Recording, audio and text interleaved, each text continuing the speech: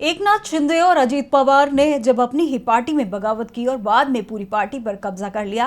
पहले तो बीजेपी ने इस बगावत का इनाम दिया, लेकिन अब शिंदे और अजीत पवार के सामने साख का संकट खड़ा हो गया है। लोकसभा चुनाव में बीजेपी सहयोगियों को उनका पूरा हिस्सा देने को तैयार नहीं दिख रही है। तो कैसे बीजेपी के साथ आकर फंस गए शिंदे और पवार, देखिए इस रिपोर्ट में। महाराष्ट्र में एनडीए के सहयोगी दलों बीजेपी, शिवसेना और एनसीपी के बीच सीटों के बंटवारे में बीजेपी की ही चली है। एकनाथ शिंदे और अजीत पवार को बीजेपी के सामने झुकना पड़ा है। बीजेपी ने कम सीटें होने के बावजूद एकनाथ शिंदे को सीएम पद तो सौंप दिया, लेकिन लोकसभा चुनाव में उनके हिस्से की सीटें छीन ली। 2019 के लोकसभा चुनाव में शिवसेना को एनडीए गठबंधन में 22 सीटें मिली थी, लेकिन इस बार उद्धव से बगावत करने की कीमत शिंदे की शिवसेना को चुकाना पड़ रहा।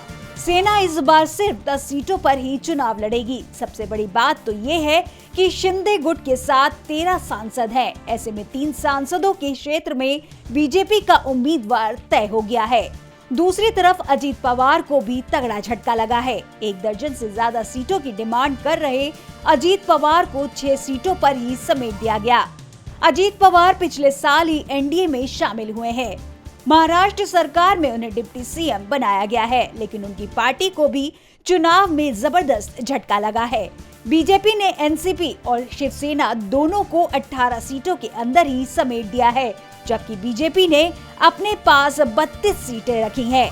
महाराष्ट्र में 35 साल में ऐसा पहली बार होगा जब बीजेपी राज्य में 32 सीटों पर चुनाव लड़ेगी। इससे पहले पार्टी ने सबसे ज्यादा 26 सीटों पर चुनाव 2019 के लोकसभा चुनाव में लड़ा था। डीबी लाइव की रिपोर्ट।